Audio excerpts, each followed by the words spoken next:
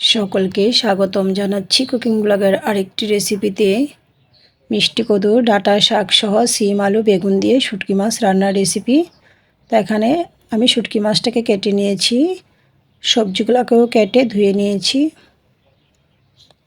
এ পর্যায়ে চলে আসছি মূল রান্নায়। চুলাটা অন করে একটি পাত্র বসিয়ে দিয়েছি, দিয়ে দিয়েছি শুটকি মাছ।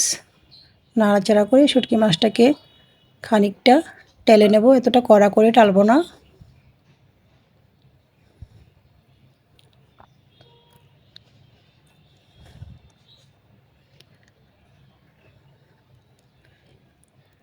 এই পর্যায়ে দিয়ে দিয়েছি গরম জল।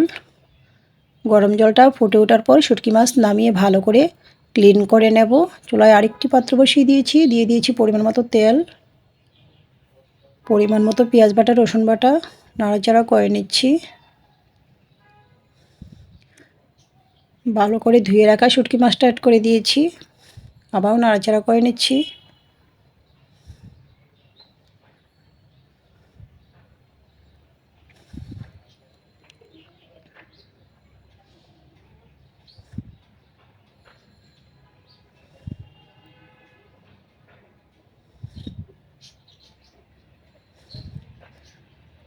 তো এই পর্যায়ে আমি দিয়ে দিয়েছি পরিমাণ মতো হলুদ গুঁড়া, লঙ্কার গুঁড়া, ধনিয়ার গুঁড়া, সামান্য জল কষানোর জন্য। তারপরে দিয়ে দিয়েছি স্বাদ মতো লবণ, আবারও নাড়াচাড়া করে নিয়েছি। মশলাটা খানিকটা কষানো হওয়ার পর আমি অ্যাড করে দিয়েছি সবজিগুলা।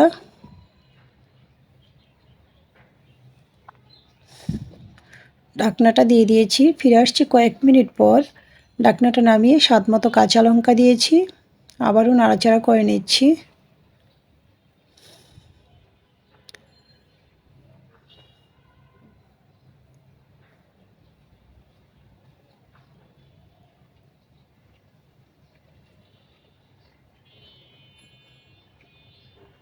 ঢাকনাটা দিয়ে দিয়েছি আবারও।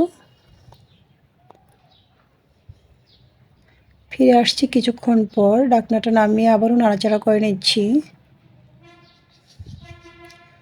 দিয়ে দিয়েছি খানিকটা গ্রেভি, আবারও নাড়াচাড়া করে ঢাকনাটা দিয়ে দেব।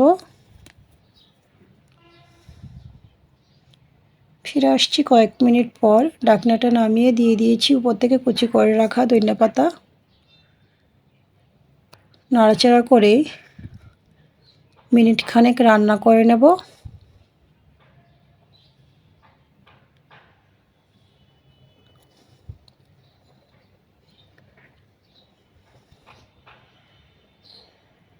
মিনিট খানেক পর চুলার আঁচ বন্ধ করে দিয়েছি।